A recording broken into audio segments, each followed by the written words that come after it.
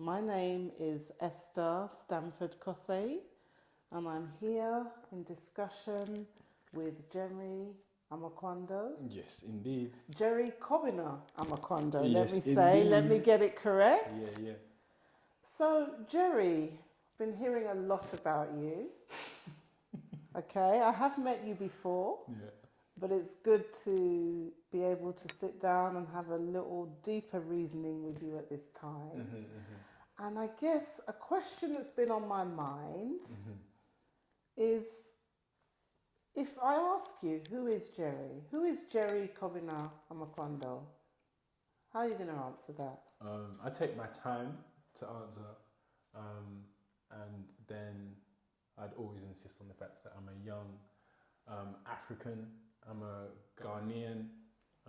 My mum is Ga, my dad was Fanti, and I was born in the UK, a lost son of Africa, and I'm just a young guy who really likes reading. I take my time. I'm curious about the world, but yeah, just young and curious mind, really. Young and curious. And are you a student? I'm a student. I'm in my last year at Oxford University. Studying classics and Spanish, Western classics I should say, and I'm finishing this year. So what made you want to go to Oxford?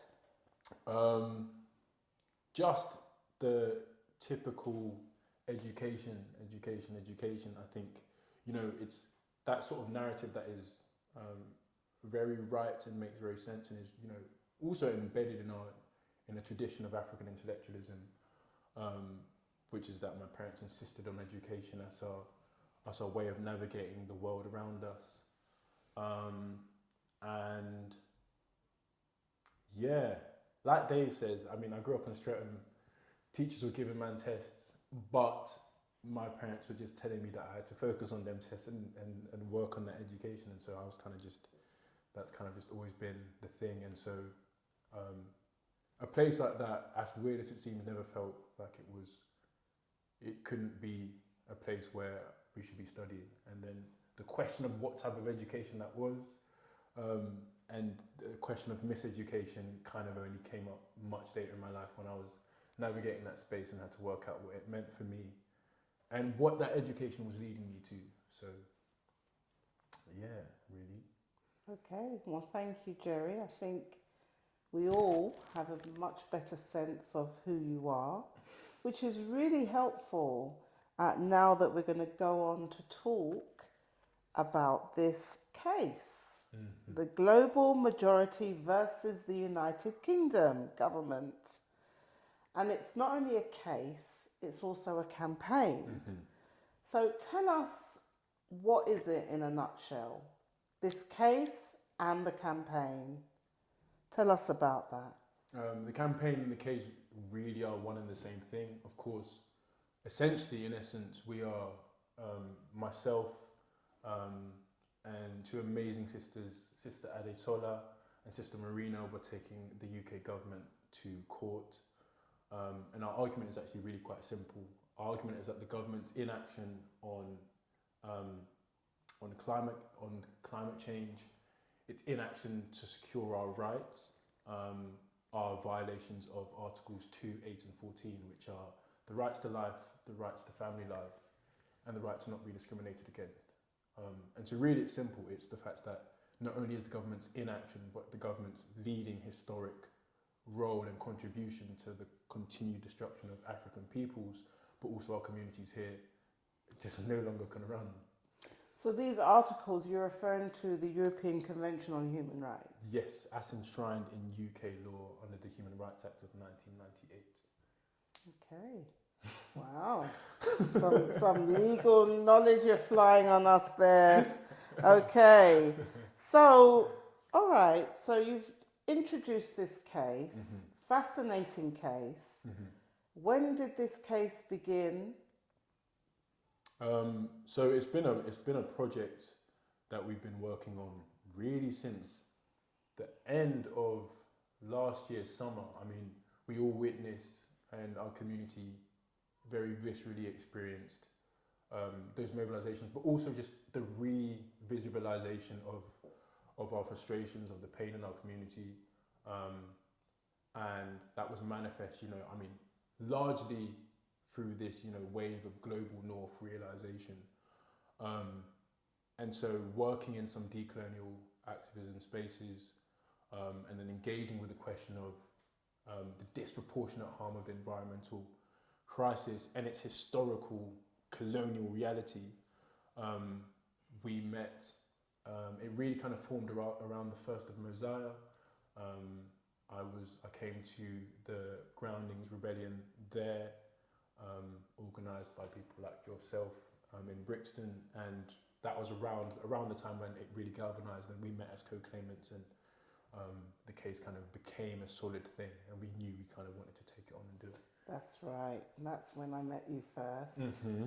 First of Mosiah, which for others who may not be aware is the 1st of August to many, and that was the African Emancipation Day, reparations, Yeah, I think we were dancing rebellion in Max Roach Park. groundings. Yeah, That's yeah. right, Max Roach Park. Yeah. And you were one of our blessed speakers that we had on the day that really gave some fantastic contributions. So the Global Majority versus the UK government case. Why are you, as young co-claimants, doing this?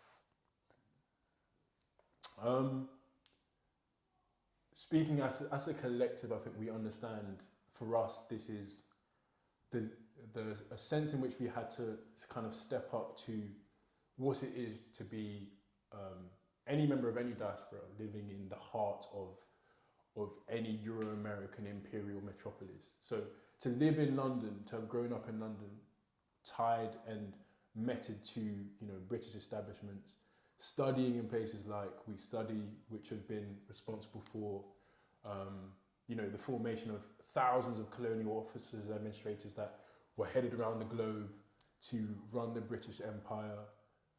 Knowing that our history is tied into that, and knowing that right now I think we live, if we do nothing, then we live complicit in that destruction and the continued that continued violence. There is kind of a sense in which, as a young person whose family is in the global south, there is kind of nothing else to do apart from to at least to take the stand to say I refuse to be complicit in the continued violence. That's, I think, for us, how we see our role as re-evaluating what the role is to be a young diasporan in the 21st century based on the threats that we're facing. But also for me personally, I think it's that turning point in which, the Honourable Marcus Mosiah Garvey said, hear all but attend to only that which concerns you. And we've had this thing where we look at the environmental crisis, and what's that? Like, we hear about this stuff, the climate crisis, ecological catastrophe, and these like really abstract, nebulous words which are floating around, which for us, we know aren't abstract things about, the temperatures getting hotter. We don't even know what it means for the temperatures to get hotter in the UK. That would just be a nice one, and that would be nice for a little bit, but I think it's that way in which, for us, that is only a question about the value of human life, and also about the value of human life and knowledges and wisdoms that are married to the value of the environment around us. And so, for me, knowing a bit of the history of British involvement in West Africa, the European intervention on Africa, the continent,